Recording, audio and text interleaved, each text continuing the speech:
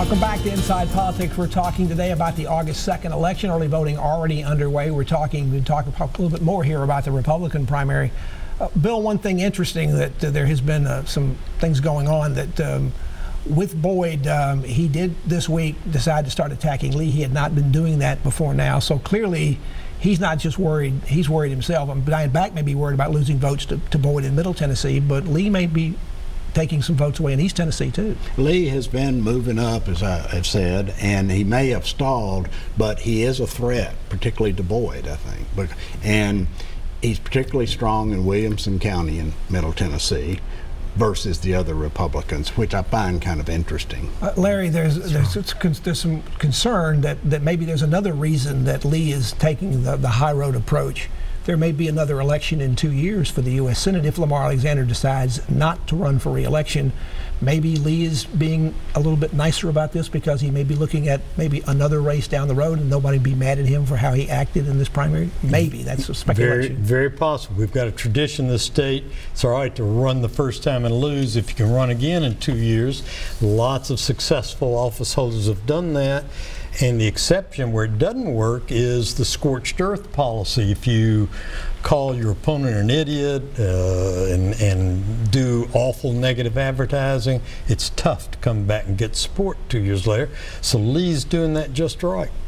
Let's talk also a little bit about what was in the Emerson poll this week out of Boston that basically indicated that not only is Carl Dean going to win the Democratic nomination, but that when you paired him up individually against both Diane Black and against Boyd, he actually was ahead of both of them within the margin for error, but still ahead. That's a pretty remarkable situation. Is that an indication that a Democrat is going to be viable? I mean, it's still July. We're not going to vote till November, but that's pretty astounding. Well, you know, you look historically at the governor's race, there's a lot of switch back and forth.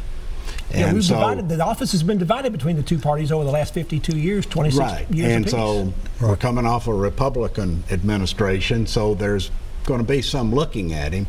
Plus, I think it's an example of you quietly work hard, talk to individual people for months and weeks on end. Right.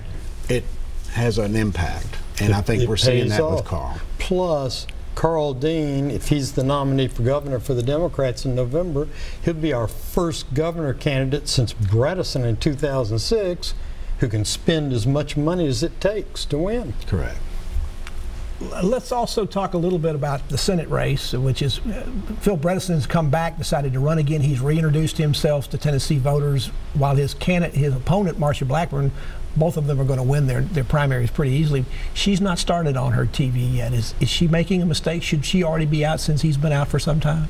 I'm surprised that she didn't start about a month ago with negative attacks on Governor Bredesen. And the reason I say that is I see where campaign manager says just wait right after the primary election. We'll do all that, but people are paying attention now. Maybe because of the hot governor's race, but people are paying attention now. To some degree, they're already making their minds up because, as you point out, everybody knows Bredesen and Blackburn are going to be the two candidates. I think she's pushing her luck to wait this long. Well, Bill, is she waiting because she knows she probably can't outspend Bredesen, because Bredesen has already loaned his campaign or given his campaign quite a bit of money? I think they're watching their budget very closely.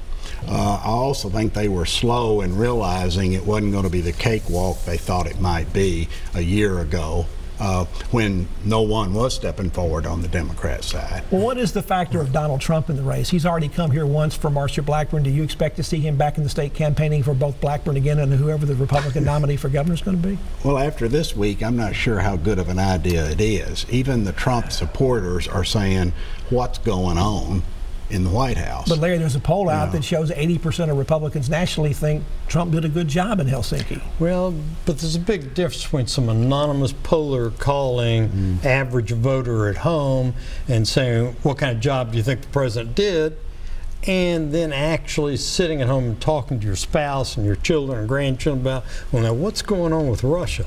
I think, like so many polls we see where people won't lie, but they'll kind of give an automatic default response to a pollster. Yeah, I'm a Republican, I'm for the Republican, or for the Democrat if you are. I don't think you know, let me put it this way. If Putin really comes to the White House in October, right before the November election, I think every Republican on the ballot is going to lose 5% of their vote. I just think that's going to be a devastating political move for the Republicans, because it's going to remind everybody, gee, this guy Trump is way too friendly and close to the Russians. But President Trump comes back to the country on Tuesday, has a meeting with congressional leaders in the White House, and who's sitting right next to him but Diane Black? I mean, literally right next to him. So, so far, they don't seem to be that scared. And we're going to see that picture over and over, I'm sure. From Boyd and Lee. Right. So at this point, it appears Bredesen has a small lead. The polls are a little bit both ways, although one of the polls released this week about Blackburn showed her having a lead over Trump. This is from a pro-Trump group. How about lead over Bredesen? This is from a pro-Trump group. But if you look at that same polling earlier, her lead had been 9 points, and it was 5 points. Now it's down to like 2 or 3 points. So why do you release a poll that people can go back and say, you can see that she's been going down? Are they trying to warn the base that they need to get activated? Well, that could well be. What has intrigued me is I had the opportunity recently to talk to a group of young, very conservative Republicans.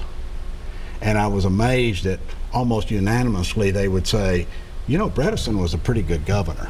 And I thought, well, this isn't a good sign for the Republican nominee. I think that's right. And that's a widespread attitude.